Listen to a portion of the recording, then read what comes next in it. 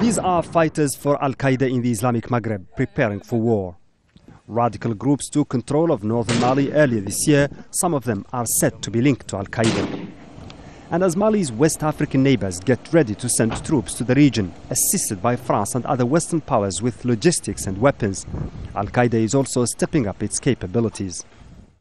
But in this videotape exclusively obtained by Al Jazeera, the top commander for Al-Qaeda in the Islamic Maghreb addresses the Malian people and calls for peaceful dialogue. To the great and proud Muslim people of Mali we say, the problem in your country is an issue between Muslims. It can be solved internally through reconciliation between Muslims without having to shed a single drop of blood. What do the foreign invading crusaders have to do with the affairs of Muslims? Since when were the merchants of war who shed the blood of the innocents concerned about the interests of Muslims? For the last few years, Al-Qaeda in the Islamic Maghreb has been focusing its attention on the Great Sahara Desert. But now they're looking at sub-Saharan Africa as the new frontier. For them, West Africa in particular is an integral part of the wider Muslim territory. Al-Qaeda usually doesn't care much about borders and the territorial integrity of nations. However, in this new statement, the group tells Malians it has saved their country from breaking up. France is lying to you when it claims it's concerned about the national unity of Mali.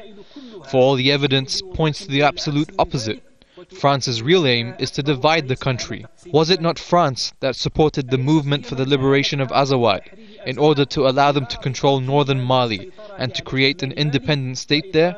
But thanks to God, it was your brothers the Mujahideen and your Islamist friends in the north who smashed France's satanic projects. But the leader's strongest words were saved for the families of the 7 French hostages in the hands of armed groups in the Sahara Desert.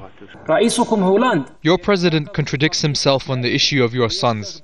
He treats you like fools when he tells you he is working to rescue them, when in fact, through his insistence on military intervention and through his secret military maneuvers, he's digging their graves and getting rid of them as a burden.